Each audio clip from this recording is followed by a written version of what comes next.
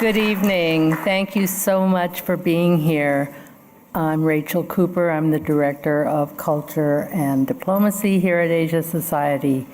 And this is a very special evening for all of us because we are hosting the Apne Aap Awards for The Last Girl. And you'll hear more about exactly why that's such a powerful metaphor. And hopefully it becomes a reality. I just wanted to say a little bit about the Asia Society. We really try to reach out in a global way to bring people together with a kind of three-dimensional lens. We do policy, we work on social issues, we work on education, we work on the arts, we bring culture together, we bring performances, and really it's about an understanding of all of these coming together, which I think is what the world needs. I'm biased, but stay with me on this. And particularly tonight, because we have a number of incredibly inspirational people who are true activists in every meaning of that word. And the eradication of child trafficking is something that I think is so important, but one that all of us have to stay vigilant about. And that is certainly the work of Apne Aap, and certainly what we're here to talk about tonight. I do want to let you know that we have an extraordinary exhibition here at the Asia Society called Madiyin, which is the 8 decades of work from the Yolngu people in Australia. And it's one of the most extraordinary exhibitions, all not only created by the artists of the Yolngu, but curated by them. So I really hope that you'll have a chance to see the exhibition. We just got an extraordinary review in the New York Times, and I think, though, it's something that you want to experience because it's something that feels so visceral. So I do hope that you will have a chance to see that. And it is my honor and excitement to introduce Kaneez Surka, who is here, who is going to introduce and MC for us this evening. Please join me in welcoming Kaneez.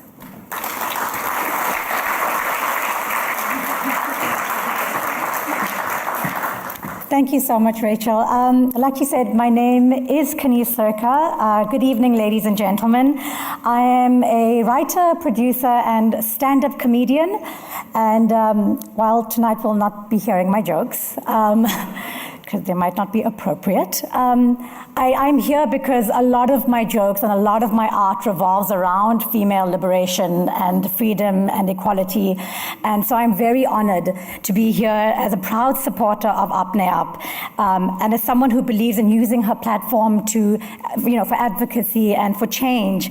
I stand here very humble to be in the presence of all these amazing people who are doing the work to end sex trafficking. So just one round of applause for our honorees and our presenters here today. We gather here not just to celebrate all the progress that has been made, but also to confront the harsh reality that sex trafficking remains one of the most horrific forms of human rights violation.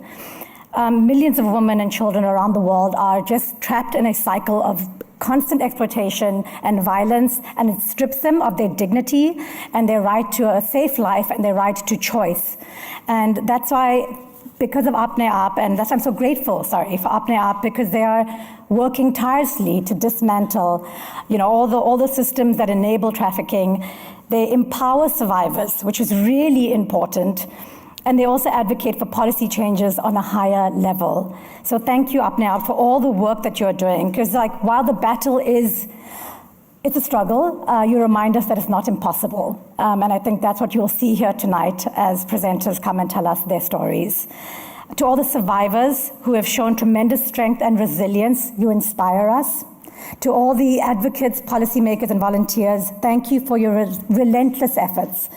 And to everyone here tonight, your presence is a testament that we share a common belief that we can end this horrific crime. So thank you all for being here tonight and for supporting this. So let tonight be a celebration of hope, justice, then the fight for justice, and also determination.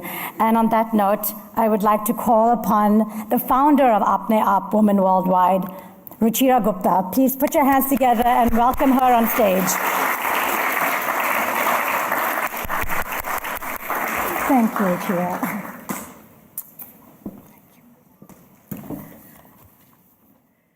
Namaste, everyone. I'm so grateful to be here tonight among all of you to present the 8th annual Last Girl Awards on behalf of Apne Aap and the movement to end sex trafficking. Today is October 10th. It's the evening of the International Day of the Girl, which is tomorrow. This day, on October 11th, was declared by the United Nations to celebrate the achievements of girls and raise awareness of the challenges they face across the world. The International Day of the Girl brings attention to key issues that girls continue to face. Child marriage, it remains widespread, not just in South Asia, Latin America, Caribbean, Iran, but right here in New Jersey. Globally, millions of girls are married off before the age of 18.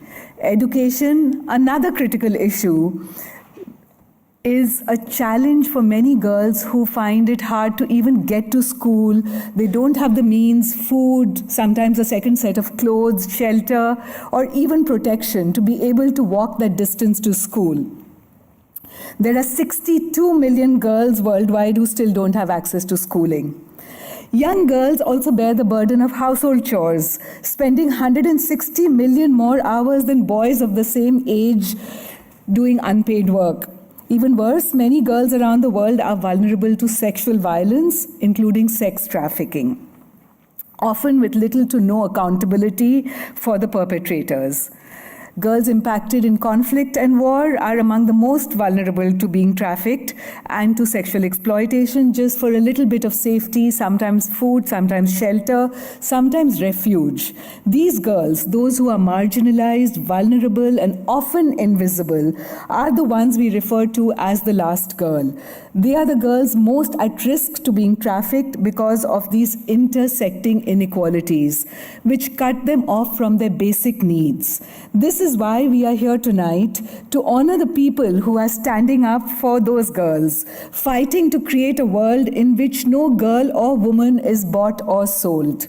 We give these awards to recognize the grassroots leaders and global advocates who are tackling these challenges head on. But more than that, we give these awards to inspire action, to bring more people into this fight for justice and equality. Each of tonight's honorees embody this spirit. Yasmin Vafa, a human rights lawyer, fights for the rights of girls everywhere, state by state, girl by girl. Melanie Thompson, a survivor of trafficking, uses her personal story to advocate for the end of commercial sexual exploitation, sex trafficking. Jessica Neuwirth, an international women's rights lawyer, ensures that sexual violence is prosecuted globally and provides unending support to hundreds of grassroots organizations across the world. William Silverman and his law firm Proskauer provide critical legal support to survivors, empowering them to rebuild their lives and providing the space for endless meetings by all our survivor groups and NGOs who are fighting the good fight.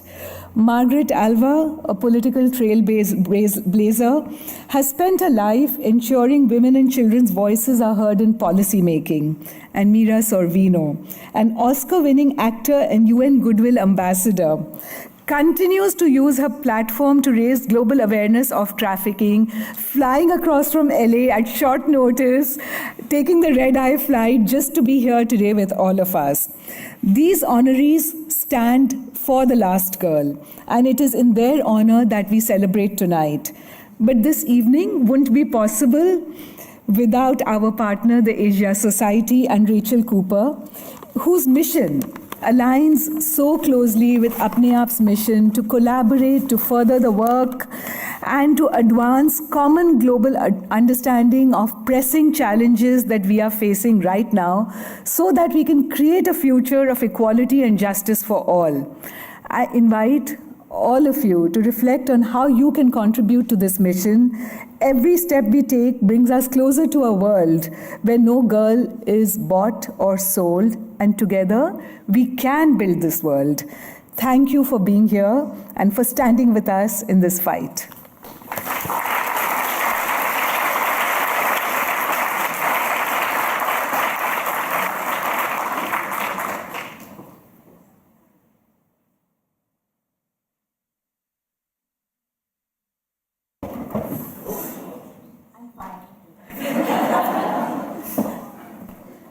We'd like to thank you so much, Ruchira, for that. We'd like to now play a video where you can see the kind of work that Apne Aap is doing around the world. Thank you. In 2024, Apne Aap is continuing its mission to end sex trafficking, to create a world in which no girl, no child, no woman is bought or sold. And this year, we have reached new heights.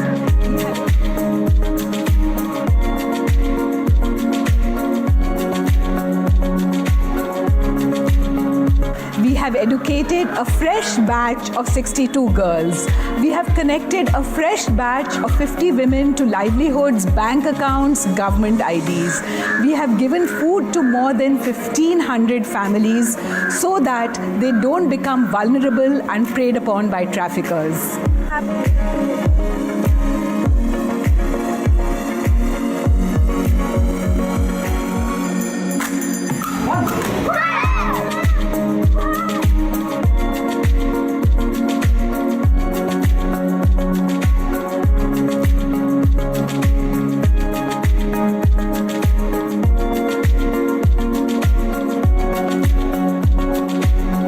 This house, which belongs to Chandni, one of the first members of Apne Aap who wanted to escape sex trafficking, has been built with the help of Apne Aap.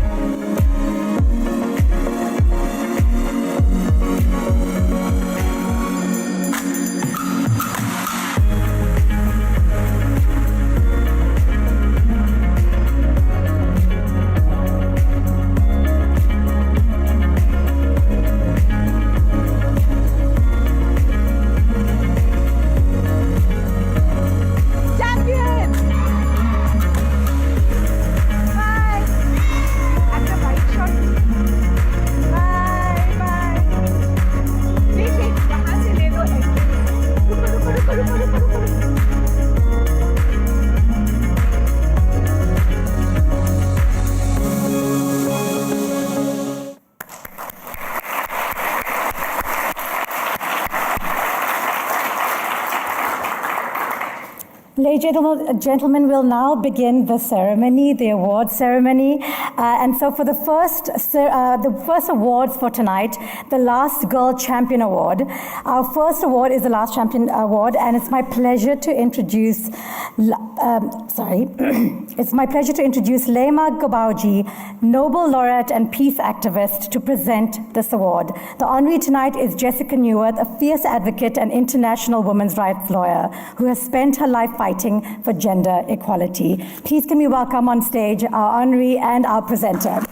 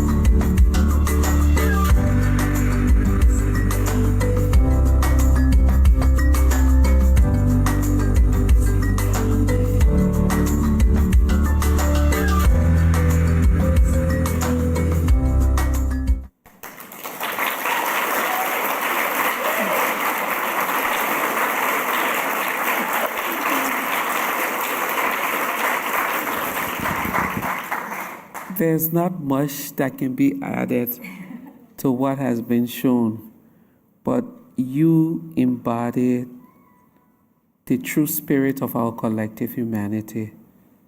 Your advocacy, your quest for justice knows no border, no gender, no race. And tonight I'm really honored to present this award to you.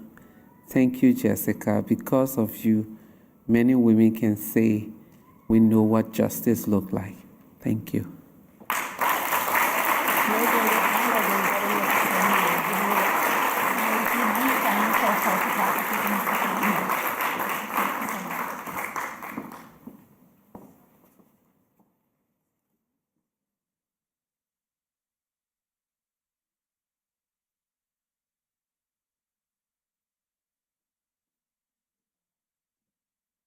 One more round of applause, please.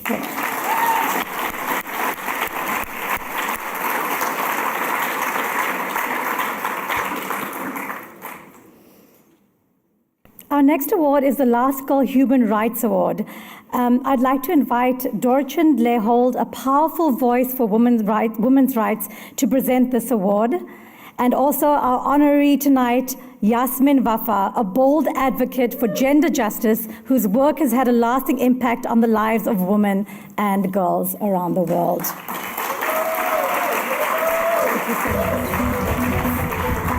Thank you so much. It's such an honor to be here. The sexual abuse to prison pipeline is a term that we coined to describe the pathways of gender-based violence.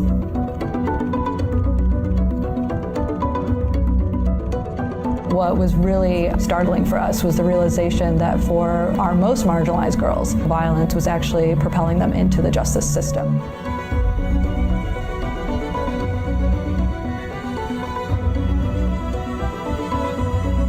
Rights for Girls was founded to defend and advocate for the dignity and safety of young women. We've produced groundbreaking research on the criminalization of girls who've endured violence. We've trained thousands of judges, prosecutors, and service providers to improve the lives of trafficking and abuse survivors. And we've helped pass numerous laws at federal and state levels, protecting countless young women across America. Together, we can keep building this movement alongside survivors, governments, and the public to shift the culture around gender violence and exploitation. Join us. Let's create a world where all girls can be safe and free.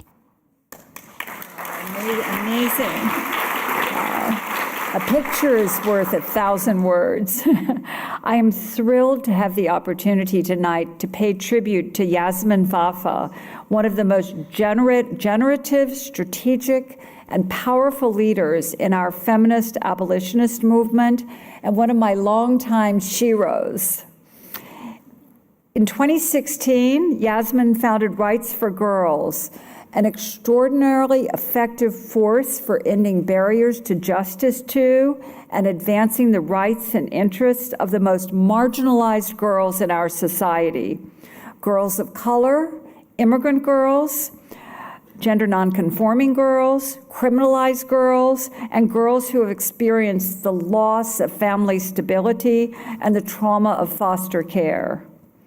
In her capacity as Executive Director of Rights for Girls, Yasmin has brought the traumatic lived experience of these girls, especially in the forms of prostitution, sex trafficking, and intimate partner violence, and the systemic bias and discrimination these girls endure, including the intersection of racism, misogyny, and acute economic inequality, as well as these girls' extraordinary potential, abilities, and hopes and dreams to the attention of state and government leaders at the highest level.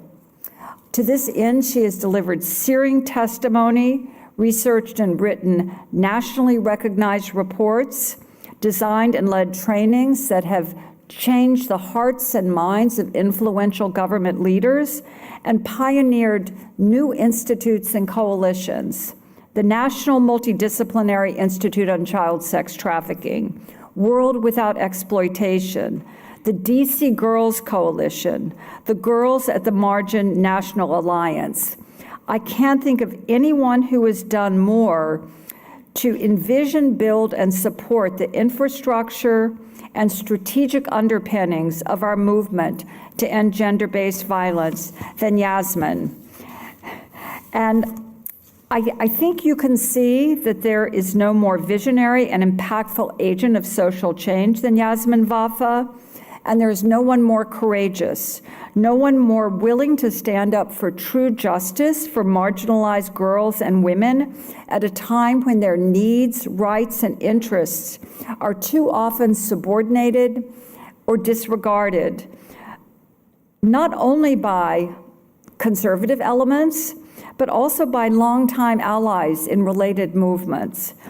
For Yasmin, speaking truth to power on behalf of the most marginalized girls, wherever that power lies, is a modus operandi and a North Star. Yasmin, I am beyond honored to give you Apne Aap International's 2024 Last Girl First Award.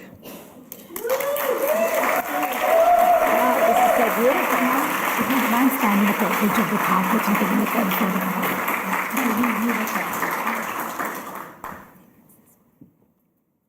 No, I'm saying, do you mind standing on the carpet for a photograph? We need a photograph of you two over there. Yes, thank you. Excuse me.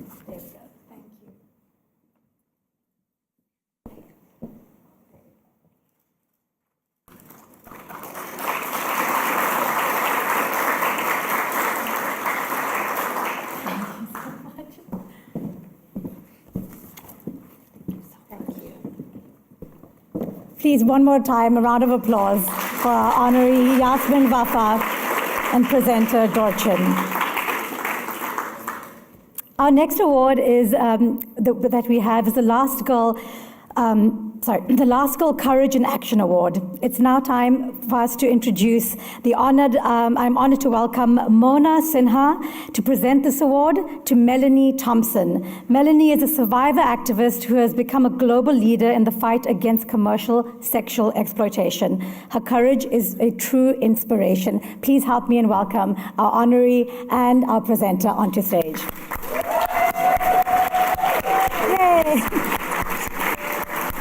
She is a survivor, a speaker, an advocate, and an activist who continues to fight for the most marginalized of us all. She debates, confronts, spreads awareness, and educates. I want to say that we don't have enough willing participants in any state to fulfill the increased demand for paid sex. The power imbalance lies in favor of the sex buyer and the traffickers and those who profit from the systems. Placing a 5-year statute of limitations on the crime of sex trafficking is telling survivors that we only have 5 years to get over trauma that can be crippling for life. My name is Melanie Thompson. I am a New York-based sex trafficking survivor who is urging all of us to do more for sex trafficking survivors. Thank you. She hosted a survivor podcast, spoken with the media, and has even made some friends along the way. Who is Melanie Thompson? I am the last girl.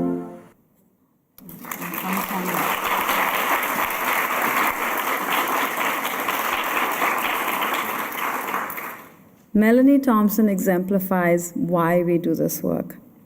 Survivors are critical because they are brave enough to tell their stories and challenge the system that does them harm. Melanie is a remarkable survivor of sex trafficking who has transformed her pain into power and advocacy. Trafficked at just 12 years old, she began to speak out by the age of 14. And now, with over 13 years of experience behind her, she is a global leader in the fight against commercial sexual exploitation. She has testified, as you saw, before international bodies, including the United Nations, and works tirelessly through organizations like the Coalition Against Trafficking for Women. Melanie, your courage, your resilience, and your leadership inspire us all. And on behalf of Apne Aap, I am so honored and so privileged to present to you the Last Girl Courage in Action Award.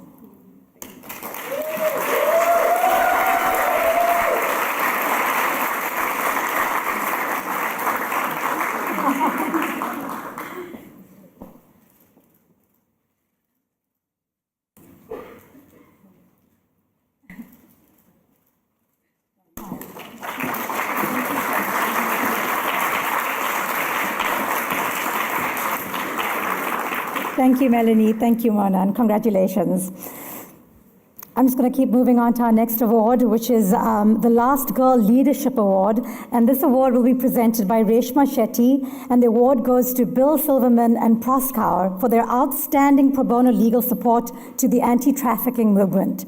Their work has been crucial in ensuring the survivors have access to justice. So please help me welcome on stage Bill Silverman and our presenter, Reshma Shetty. Human trafficking is one of those examples where the system of justice too often becomes a vehicle of injustice, where victims are treated like criminals and where people who have so much to offer the world are simply written off and forgotten about. Recently, we were able to get citizenship for a client who had been trafficked years ago and subject to unspeakable abuse. Being able to work with her to help her move forward from those really difficult circumstances was an incredibly rewarding experience. I mean, it's so crucially important for large law firms like Proskauer to take on pro bono work for organizations like Sanctuary for Families, especially in our anti-trafficking efforts. I think lawyers have an obligation to do pro bono work, and both ethically and just from a personal standpoint. You know, Bill, no law firm leader has made a greater difference in our anti-trafficking work than you. And then there are the countless cases of individual survivors whose lives you have helped transform. I'm proud Proskauer values public service and that I can be part of this great firm.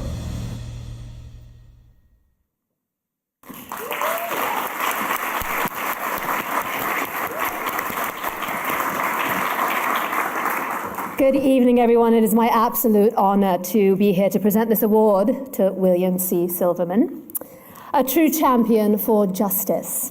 As pro bono partner at Proskauer, William has led groundbreaking initiatives providing legal support to trafficking survivors and unrepresented litigants in New York Family Court. His role as counsel to the New York State Anti-Trafficking Coalition, along with his tireless advocacy for policy changes, has strengthened protections for victims and brought perpetrators to justice. William and Proskauer have been invaluable supporters of Apne Aap, offering summer intern research support and hosting events that promote dialogue and awareness, including through Ruchira's books.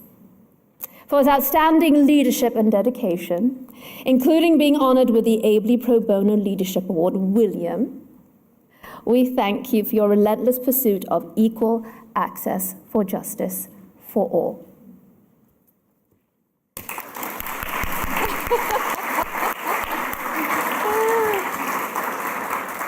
I think we take.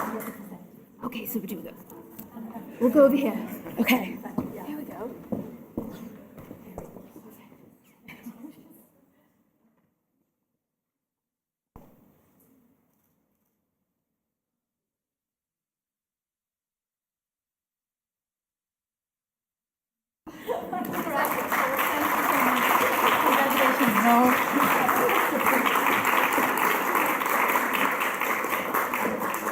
And also, I just feel like we have to give one more round of applause to the honorees and presenters for having to stand awkwardly in silence while their pictures are being taken. So thank you very much. It is now time for the last Global Icon Award. And for that, I'd like to call Alexi Myers, who will be presenting the award. And tonight's honoree is Mira Sorvino, an Oscar-winning actress and UN Goodwill Ambassador who has used her platform to shine the light on human trafficking and advocate for the rights of survivors. So please help me in welcoming Mira and Alexi onto stage.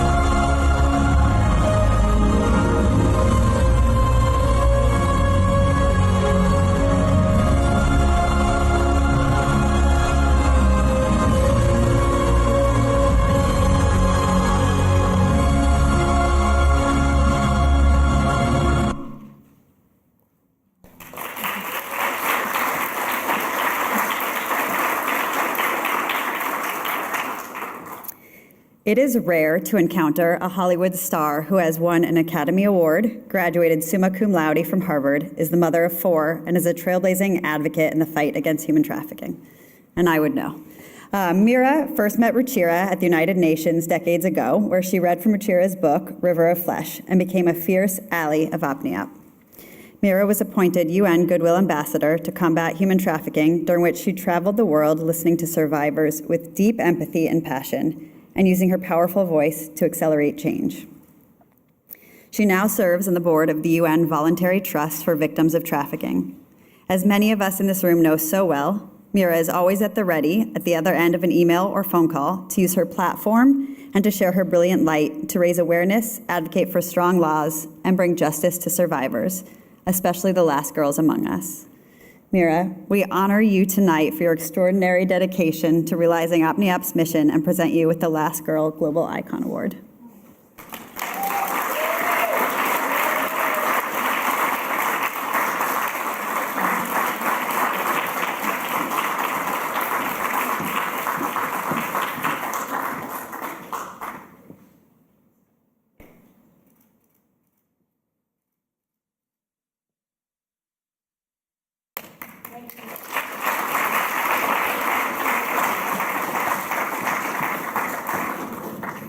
Thank you very much and congratulations.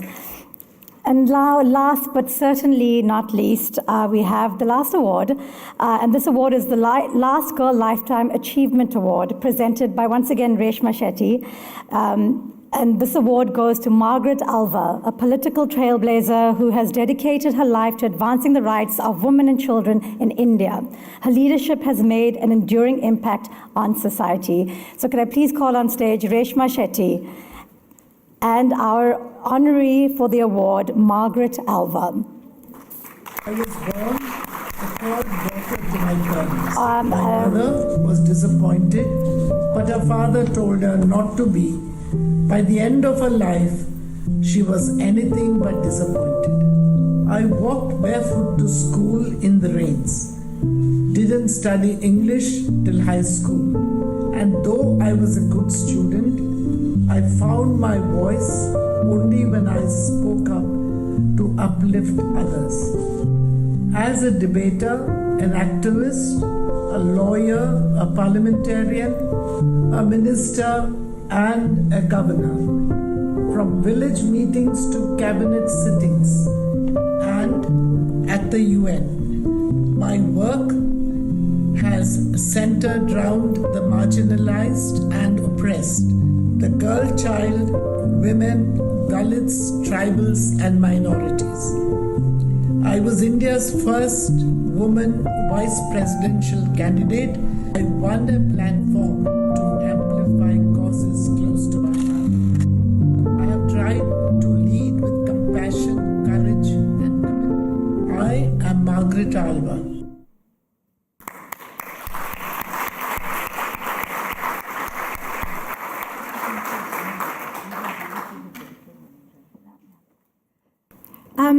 Mrs. Alva's daughter, Manira, will be accepting the award on her behalf, and the person presenting is not you, Reshma. I apologize.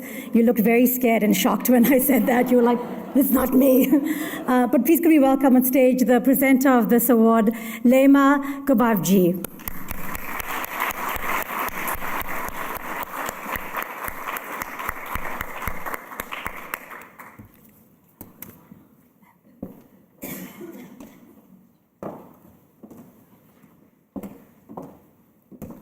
Those of us who come from families with very strong women find ourselves at a place where we're constantly second-guessing every step we take. Ms. Margaret has been a trailblazer, like many of the women in our different countries, fighting for justice, fighting for the rights of women, but also daring to step into the male domain of politics. Today, we're very happy to present, even though she's not here, for her amazing daughter. Her amazing daughter will receive this award on her behalf. And honoring a super mama, a mama who worked extremely hard, and a mama who raised a very strong daughter and left a mark on the nation India. Please congratulate Miss Margaret for me. Thank you, on behalf of my mama.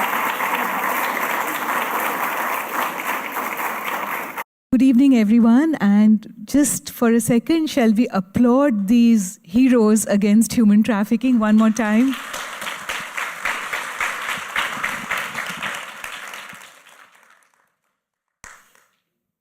We are going to do something a little different today. I'm going to take you on a journey with me on how these people, these remarkable individuals, became activists against human trafficking and global advocates. So my first question to all the honorees, starting from Melanie, and we'll go down this way, is that what made you become an advocate against human trafficking, especially because I can imagine that the experience of the victimization must be so strong that to come out, break the silence and speak up. What was that pivotal moment?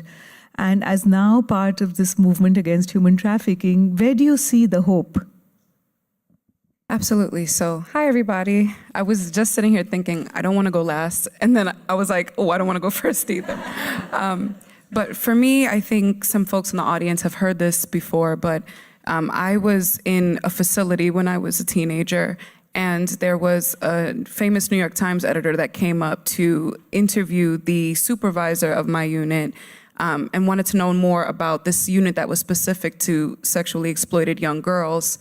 And then that supervisor said, well, why don't you just talk to some of the girls yourself? And I met with this man. I'm young. I had no experience with advocacy or the press or anything else. And he ended up publishing a very small column in the New York Times. It was about this big in width. But I remember reading that for the first time and feeling so empowered by it. I am the oldest of 7 children, and for me, I knew that I needed to do something. There was a fire in me after I exited the life, but not having that experience, I didn't know what to do with the fire. I just knew, I was like, maybe I'll write a book, right? But when I saw that column, I said, you know what, I think my voice can actually go a lot further. And I think that little newspaper column kind of pushed me to go into advocacy today. So I'm very happy about that. In terms of hope, I think this is a fight that many people in this room have been fighting for a very long time. But I do think that we've made a lot of strides and progress from where we started 10, 15, 20, for some folks, 50 years ago. So I think for me, I see a lot more survivors coming forward and being vocal.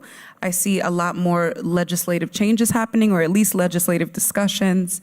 And I think having more events like this where more people are exposed, I think that's the hope that we can all look forward to. Jessica, what made you understand that this was such a global issue, and the fierce commitment that you have relentlessly? I've known you for 2 decades now, and you never give up, and you keep us all also going sometimes when we want to stop. Well, I started my career in Amnesty International, and at that time, none of the human rights organizations considered sex trafficking a human rights issue at all, and it wasn't on my mind either, to be honest. And as we were starting Equality Now in 1992, I was very moved by a case that some of you may remember. It was a big media moment for about 24 hours when a girl in Hyderabad was sold. I think 9 or 10-year-old girl was sold to, I think it was a Saudi man, who then took her on a plane, and the flight attendant saw the girl was crying and took her to the front of the plane and asked her why she was crying, and she said, this man next to me has bought me, and he's bringing me home to Saudi Arabia to be his wife. And the flight attendant was moved to contact the ground control, and they rescued the girl. And it was a big story for 24 hours, as I said. And then in the Sunday talk shows, I saw a show reviewing the media around the world. And the media in India on the story wasn't about the story, it was about the international media storm, like, why? This happens all the time. Like, why did, and I just found that so stunning because it was such a horrendous thing that happened. And I realized, the next day, the next girl could get on the plane. Nobody will stop her when she cries like that flight attendant did, who actually lost her job as a result of that intervention. And it was just not a human rights issue, and that just seemed ridiculous. It seemed insane to me. So it was one of the many issues that when we started Equality Now, I used to explain to people, this is why we're doing this. We need a human rights organization that thinks of these as human rights issues. And in terms of hope, I also have those moments where it's hard to keep your hope alive, but what gives me hope is really like the people in this room and the people, all of you on this stage, because I've just seen a movement grow with survivors and people speaking out, and it's very encouraging. It makes me feel like, well, maybe we now have this issue recognized as a human rights violation, but we have so far to go to stop it, and yet I do feel like we're making progress. Mira, you have been relentlessly speaking up and using your art to also provide the platform for survivors and survivor stories, and sometimes maybe at a cost to your career, breaking the silence, speaking up. How did you find the courage, and what keeps you going, and where do you see the hope? Well, I'm not sure what the first part of the question is. Like I don't think it has hurt my career to speak out on human trafficking. Perhaps it hurt my career to speak out on my Me Too experience. But actually, in a weird way, I think that rejuvenated my career because people understood why I had sort of disappeared from mainstream movies for 20 years. And they saw me instead as someone who might be worthy of a second chance.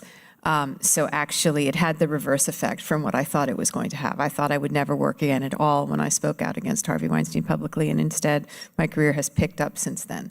Now, not to the level where it was before, but it's better than it was during those 20 years. But in terms of human trafficking and human trafficking survivors and working against this horrible, horrible crime and exploitation, all my life, I was looking for a way to serve. I was very inspired by my mom. When I was a kid, she used to volunteer at a suicide prevention hotline and come home and tell us the stories about how she literally talked people out of killing themselves. And at Harvard, I did my thesis about racial conflict, and I really wanted to understand the otherization that allows one group to see another group as subhuman and available for all kinds of abuse just because they're thought of as less than. And I asked the UN back in the 90s if there was any place for me there. And at the time, they were like, well, the office that you would be best suited for is in Europe. And it kind of fizzled. And then Lucia Neuwirth, whose father, Philip Neuwirth, is a director. She was working with Amnesty International, actually, and they invited me to host an evening about the disappeared young women of Juarez in Chihuahua, Mexico. And I gave a speech that I wrote, and they liked it, and they said, would you be our Stop Violence Against Women campaign spokesperson? And I was like, oh, my way to help. And women are the abused subcategory of humans across the globe. In every country around the world, girls and women will always be mistreated more than any other group. And under the rubric of this campaign, I learned about human trafficking, and this was 2004, and I was pregnant with my beautiful daughter, Matea, who's there, and and I was like, I'm going to have a girl child. I have to be committed to making the world a better place for women and girls. And but I was stunned that slavery still existed. I thought that it had, been abolished, by, that it ended with Lincoln. And, I wasn't nuanced in my view of it. I also didn't understand the modern prison industrial complex. But I thought with legalized chattel slavery being ended, that slavery was gone. But instead, it just went underground and became this gigantic $250 billion a year enterprise that's just hidden from view. And then I started combining my activism with my art, and I did the miniseries Human Trafficking, and I vetted it with my Amnesty boss, and she said, yes, it's appropriate, it's not salacious. And then when I was done, I started interviewing survivors to be a better advocate. And that changed my life. And when I looked in their eyes and heard their stories about what had happened, I was like, oh, I cannot turn back. And then my focus narrowed a little bit from all violence against women to the specific form of violence against women and girls, which is human trafficking. And then the UN invited me to work with them, and it's been sort of nonstop ever since, and it's one of the biggest honors and challenges of my life.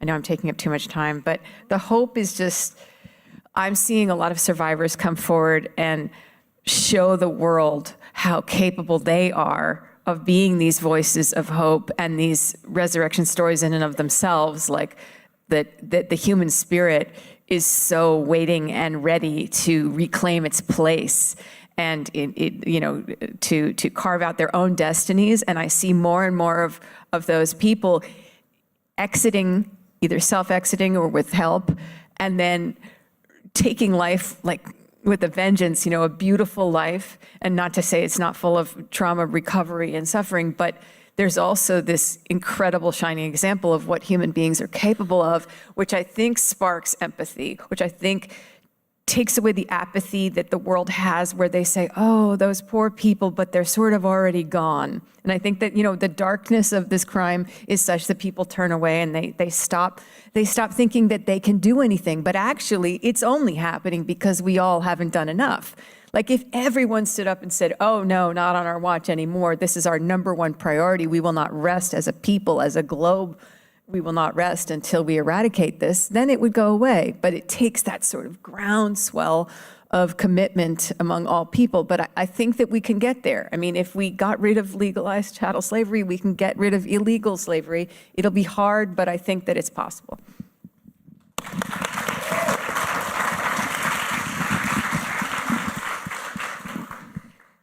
I was just thinking while Mira and Melanie were talking that, there's a term called gaslighting that we talk about all the time. And the whole issue of prostitution is so gaslighted that, people keep telling us, oh, there's the happy hooker and she's smiling and therefore she wants to be in the trade. And it's only when the survivor movement really became this big, the groundswell that you spoke about, Mira, that we were able to at least say that this is a kind of gaslighting, of the lived experience of survivors who talk about the exploitation and the trauma day in and day out. So, yes, I agree with both Melanie and Mira that, this is the time to build the groundswell. And again, this event is almost like a call to action to all of you, that spread the word where you can. And if someone near you is gaslighting and saying, oh, sex work is a choice, please disabuse them and say it's not. It's based on intersecting inequalities that some predators take advantage of. And now to Yasmin, who's a lawyer, and she chose to devote her life to fighting for the rights for girls. And on the Hill, where we need our voice to be heard so that we can get laws and policies passed, Yasmin has played a trailblazing role in getting that voice into the Senate, into the Congress. Yasmin, what made you become such a dedicated advocate for this movement, and where do you see the hope? Same question. So, that's an interesting question. I think for me, I started out at Amnesty International, which is a really interesting connection here for those of you who know the history of Amnesty and how they are on this issue. It's really funny that so many of us have an Amnesty connection. But I was doing refugee casework in Australia, and like many of us here, was not very knowledgeable about the issue of sex trafficking and prostitution. And in fact, I worked on asylum seeker rights there. And a few of the cases that I worked on dealt with gender-based violence. And so my cases and my clients, we argued that if the nation state did not protect the client's rights based on gender-based violence and domestic violence, that could constitute the basis for a refugee claim. And so it was really my first foray into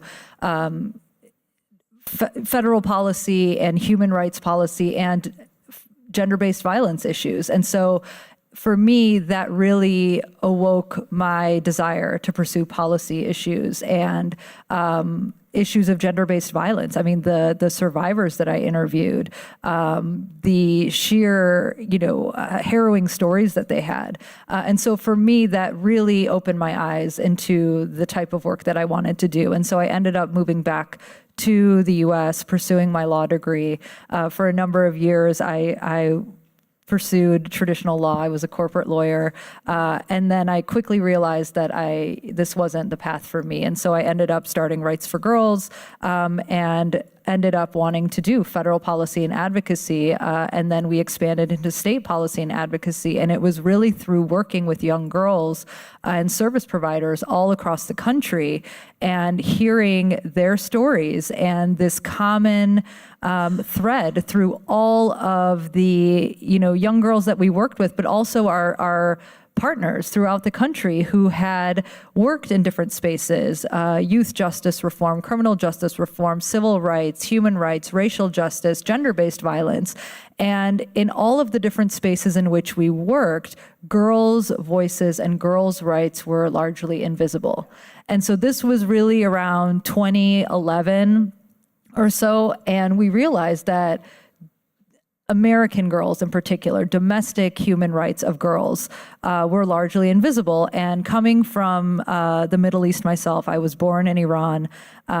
It was very fascinating to me to hear about the ways in which we talk about how other parts of the world denigrate the human rights of girls and women.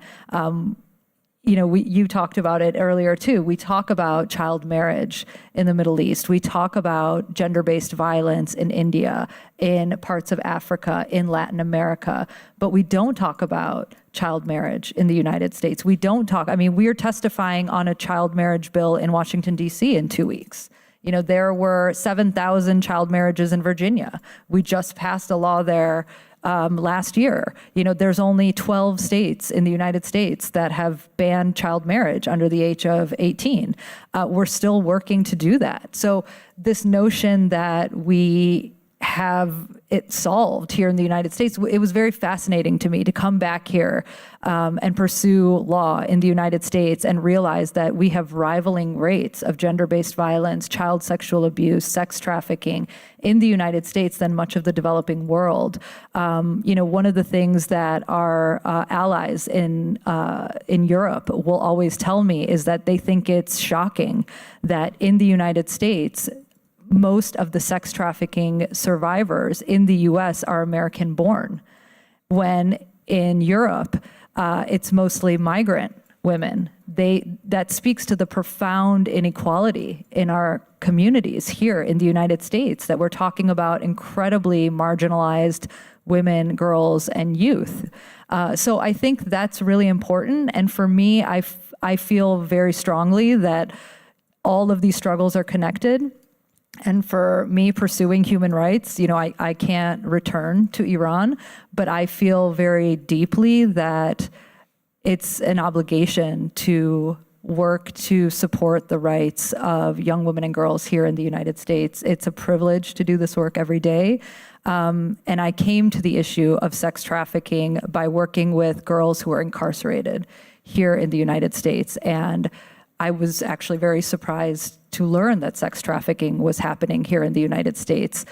But by talking to girls like Melanie and many, many others who had been incarcerated for being bought and sold right here and all throughout communities in the United States, is how we began to address sex trafficking and many other forms of gender-based violence impacting girls right here in America. So we are a domestic human rights organization that addresses these issues right here.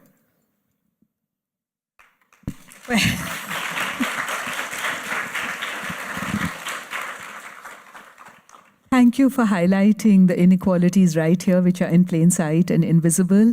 And if we can't tackle it right here, then we can't tackle it anywhere. So we have to begin where we are. And that takes me to Bill, who works for this very fancy law firm called Proskauer.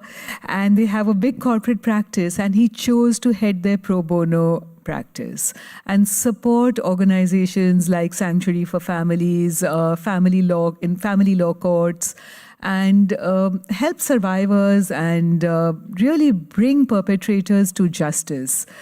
Bill, what brought you to understand the issue of sex trafficking, take it on as an issue for Proskauer, and the staunch support you've given to the movement since then, and where do you see the hope? Okay. Well, first of all, thank you for the award. I really appreciate it, and it's a great honor to be on this stage. I should start there. 25 years ago, I was a federal prosecutor, and when I prosecuted, I was taught to show tremendous respect and dignity to survivors and victims of crime. There's a whole chapter in the DOJ prosecutor handbook on how you treat victims. And I remember I had a murder case, a horrific gang murder case, and I literally held the hands of the family and told them that through this prosecution, we would find justice. Okay, I leave the government and I go to private practice and I just work on a pro bono case. I work on a pro bono case on behalf of a trafficking victim, and then another one, and another one. And there was one common theme through all these clients that I had. They all had been arrested. They all had been prosecuted. These were victims of trafficking who were arrested for prostitution, who were put in back of a police car, put in handcuffs, put before a judge, humiliated. And I just couldn't understand, and I can't understand today, why is it that we would treat victims as criminals? And it's worse than that because, then when we try to get services for our clients, especially mental health services, those services are not available.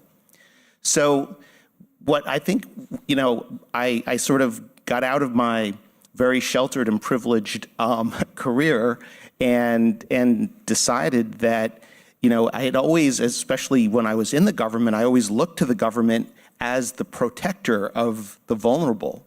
And what I realized in this case, and there are other cases obviously as well, is that the government was the perpetrator of the injustice.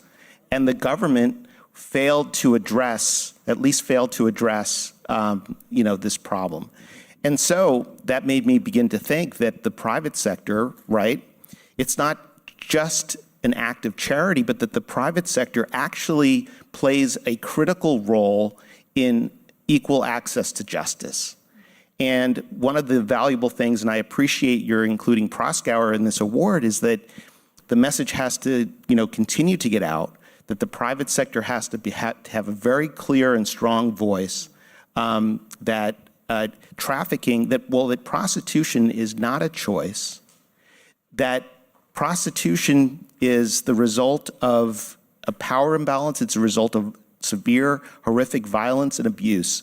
And the fact is that anyone who says that prostitution is just like any other kind of job, what kind of job would allow for the rape of children? What kind of job would allow for abuse and exploitation? There's no job that would allow for that. And so I think that the other advantage of pro bono work is that people can actually see what's going on. And when you see what's actually going on, there's no debate. Thank you.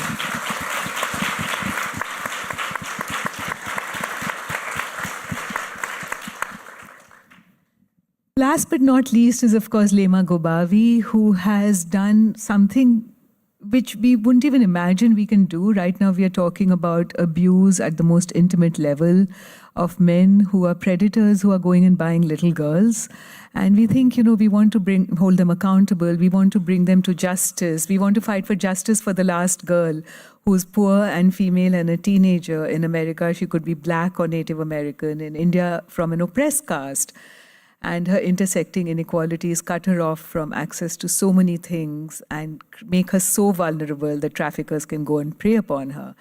But here is someone who took on these challenges in the deepest level in Liberia. And it was a country at war. And there, Leymah Gwobee brought Christian and Muslim women together and said, let the men fight it out. Let us talk to each other. And through the peace process that she initiated, not only did she bring peace to the country, but it led to female leadership in that country.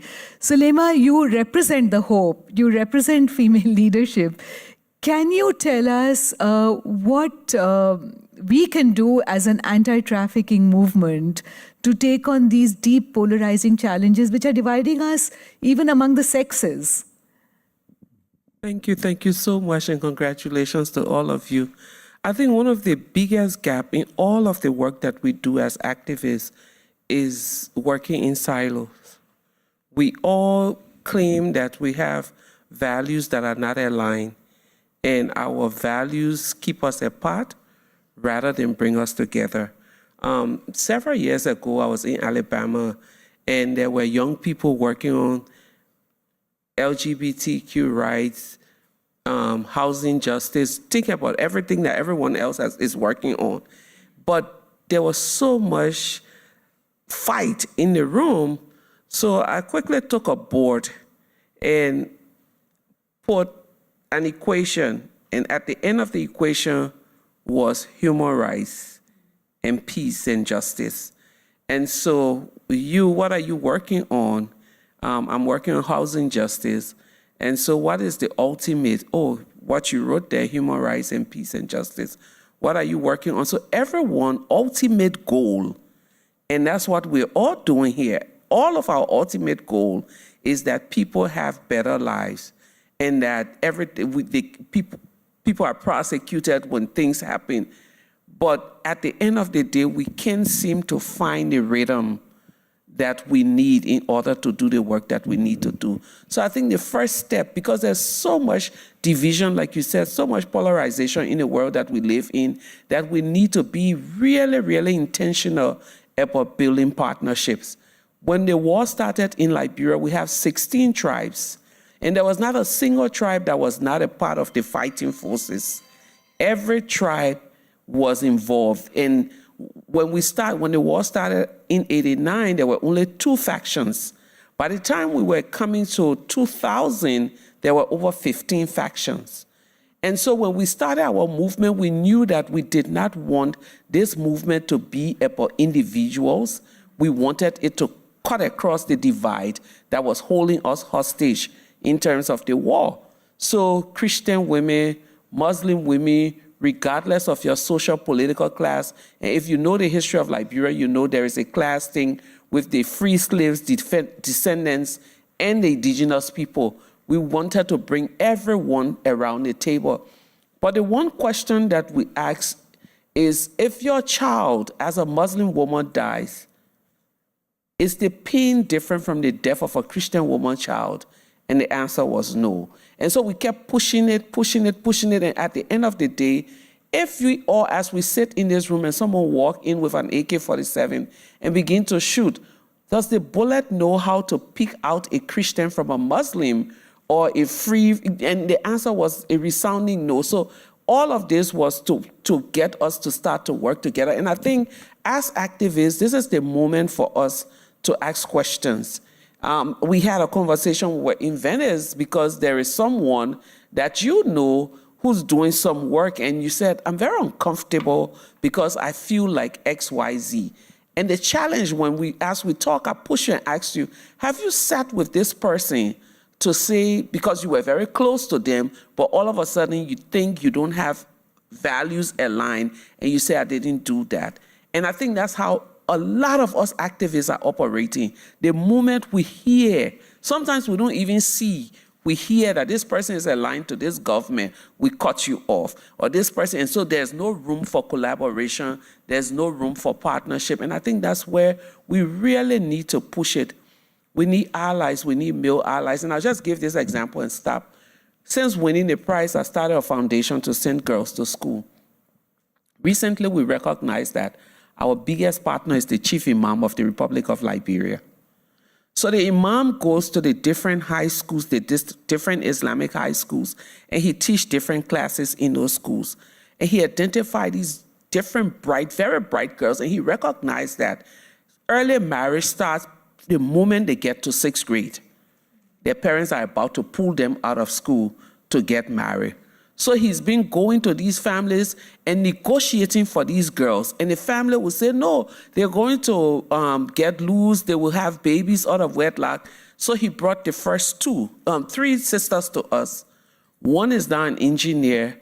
One is now a medical doctor. and the other is going to med school also. After 3, he brought 7.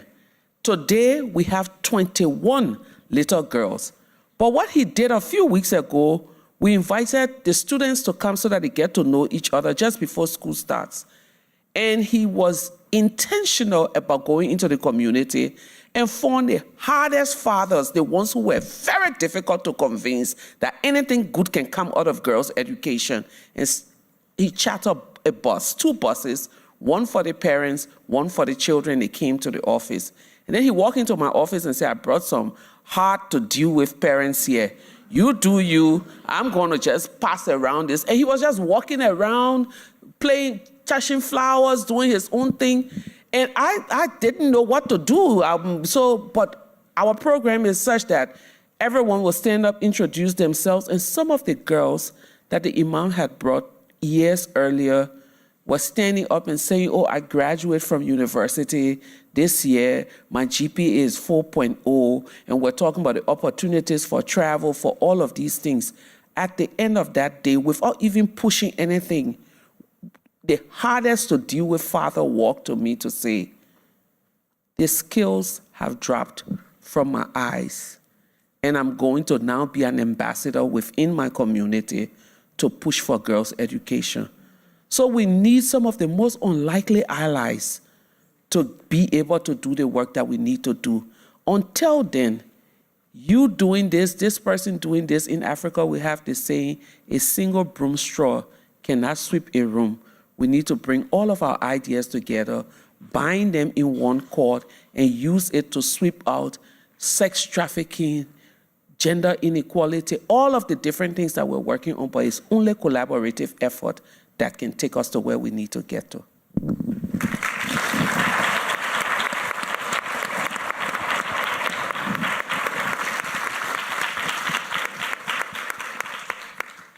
Wise words, collaboration, and I just have one last rapid-fire question for each one of us, starting with Melanie. What does freedom mean to you?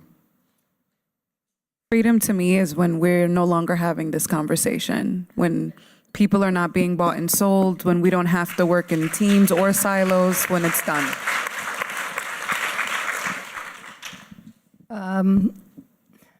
I think freedom is what you get when you have equality, justice, peace, truth.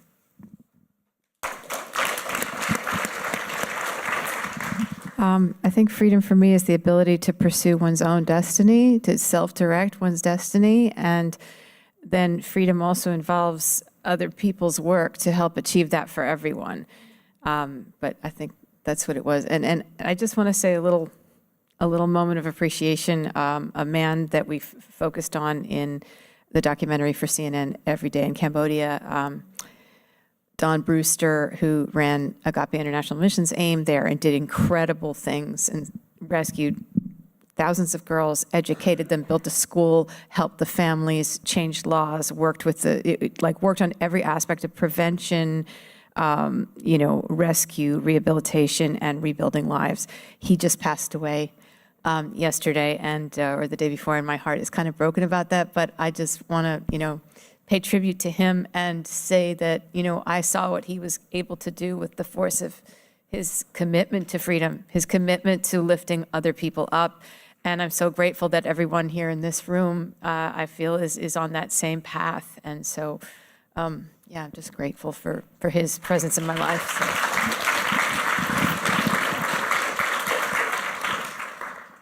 Freedom for me means when every last girl is free. I think freedom to me is every girl being able to live her full potential without fear of violence of any kind.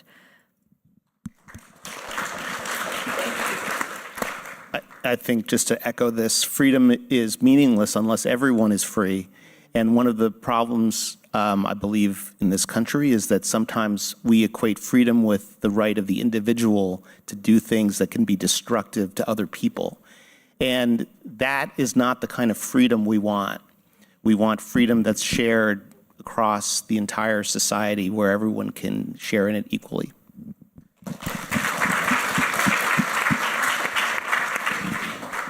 Freedom for me is dignity.